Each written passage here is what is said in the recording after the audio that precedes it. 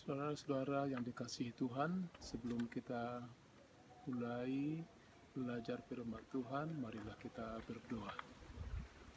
Bapa di surga, terima kasih untuk kesempatan ini, semua karena anugerah-Mu. Engkau Allah yang berdaulat, mengatur segala kehidupan, dan juga Allah yang memberikan iman kepada kami dengan kuasa Roh-Mu yang kudus untuk mengenal Engkau Tuhan, Allah Juru Selamat kami. Berilah kami hikmat bijaksana pada saat ini untuk mendengar firman-Mu, mengerti firman-Mu, dan mampukan kami untuk melakukan firman-Mu. Dalam nama Tuhan Yesus, kami berdoa. Amin. Saudara-saudara, firman Tuhan untuk kita pada kebaktian ini adalah dari Roma 10 ayat 9 sampai 13 dengan tema percaya dengan hati, mengaku dengan mulut. Demikianlah firman Tuhan. Sebab jika kamu mengaku dengan mulutmu bahwa Yesus adalah Tuhan dan percaya dalam hatimu bahwa Allah telah membangkitkan Dia dari antara orang mati, maka kamu akan diselamatkan. Karena dengan hati orang percaya dan dibenarkan, dan dengan mulut orang mengaku dan diselamatkan. Karena kitab suci berkata, barang siapa yang percaya kepada Dia tidak akan dipermalukan. Sebab tidak ada perbedaan antara orang Yahudi dan orang Yunani, karena Allah yang satu itu adalah Tuhan dari semua orang, kaya bagi semua orang yang berseru kepadanya. Sebab barang siapa yang berseru kepada nama Tuhan akan diselamatkan. Demikian firman Tuhan. Saudara-saudara, sesuai dengan temanya, percaya dengan hati, mengaku dengan mulut. Kadang-kadang orang kurang memahami konteksnya sehingga terlalu mudah untuk mengatakan percaya, aku percaya, aku percaya. Kata percaya itu mengandung risiko yang sangat berat. Kita harus tahu dulu konteksnya pada masa kitab Roma ini, di mana kekaisaran Roma sangat bengis, di mana Kaisar Roma pada masa itu, khususnya pada masa Kaisar Nero, sangat bengis, sangat kejam, membunuh banyak orang Kristen, bahkan korban-korban itu ribuan orang, sehingga para martir itu sungguh-sungguh merupakan saksi sejarah di mana mereka mengorbankan hidupnya. Berani mengatakan Tuhan Yesus Juru Selamat, berani mengatakan percaya kepada Kristus, itu risikonya maut. Karena pada saat itu yang dianggap Tuhan adalah Kaisar. Tuhan dalam kerajaan Roma menurut mereka adalah yang disebut Tuhan itu adalah Kaisar. Jadi Kaisar menjadi Tuhannya. Sementara pada saat itu dalam kekristenan yang baru lahir pada saat itu, yang disebut Tuhan adalah Tuhan Yesus. Saudara bisa bayangkan, kalau dikatakan bahwa yang menjadi Tuhan itu adalah Kaisar, sementara orang Kristen mengatakan Tuhan Yesus adalah Juru Selamat, Tuhan Yesus adalah Tuhan, Kaisar bukan Tuhan, Tuhan adalah Tuhan Yesus, maka taruhannya adalah maut, mati, dibakar, dibunuh, dirajam, dilempari sampai mati. Baik pria maupun wanita, baik yang muda maupun yang tua, tidak peduli. Sangat menyedihkan, sangat memberikan suasana yang tercekam siang dan malam. Tidak mengenal status sosial. Siapa yang menyangkal menyembah Kaisar akan dibunuh. Oleh karena itu saudara punya bayangan sekarang bagaimana beratnya mengatakan percaya. Kalau dibandingkan dengan zaman sekarang ini, aku percaya, itu kebanyakan hanya di mulut. Aku percaya, itu hanya di mulut. Belum tentu dalam pelaksanaannya dia betul percaya. Begitu ada godaan, begitu ada tawaran dunia, orang banyak meninggalkan Tuhannya. Saudara-saudara, percaya kepada Kristus itu mengandung risiko sampai maut pun diambil, itu harus rela. Aku percaya, mengatakan percaya dengan mulut, harus siap mati bagi Kristus. Sudah dikatakan percaya dengan hati. Dari mana keluar ke mulut? Dari hati. Dari mana itu ke hati? Dari iman kepada Kristus. Inti kekristenan adalah iman. Saudara, bagian pertama ini harus kita pahami dengan baik. Inti kekristenan adalah iman.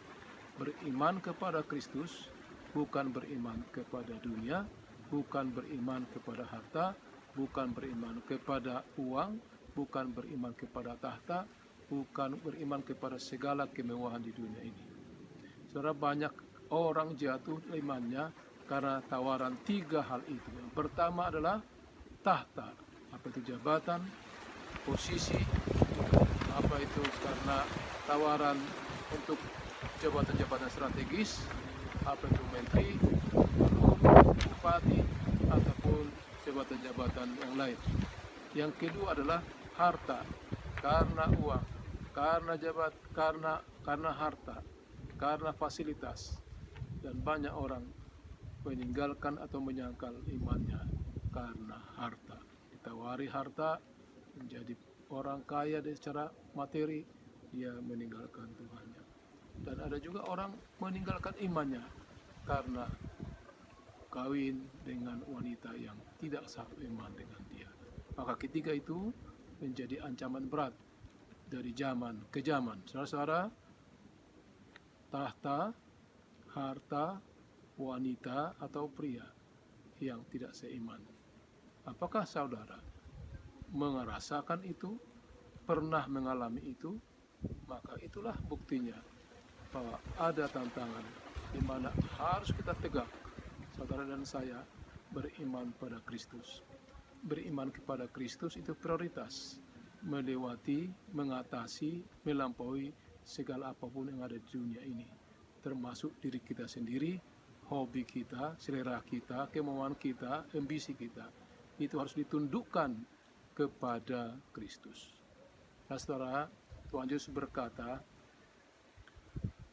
barang siapa menyangkal aku di depan manusia, aku juga akan menyangkal dia di depan Bapakku yang di surga.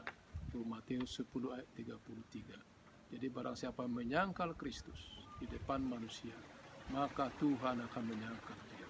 Maka pertanyaan, apakah orientasi kehidupan kita? Saudara, ini bagian kedua yang sangat penting. Bagian kedua ini mengatakan fokus perhatian kita untuk menaklukkan segala tantangan itu adalah apabila kita meletakkan Kristus di atas segala sesuatu. Meletakkan Kristus di atas segala sesuatu. Kristus adalah prioritas. Itu berarti kehidupan yang kekal lah yang utama, bukan kehidupan yang sementara ini. Kehidupan di dunia hanya sementara, hanya parkir, hanya numpang, dan itu akan berlalu, akan ditinggalkan.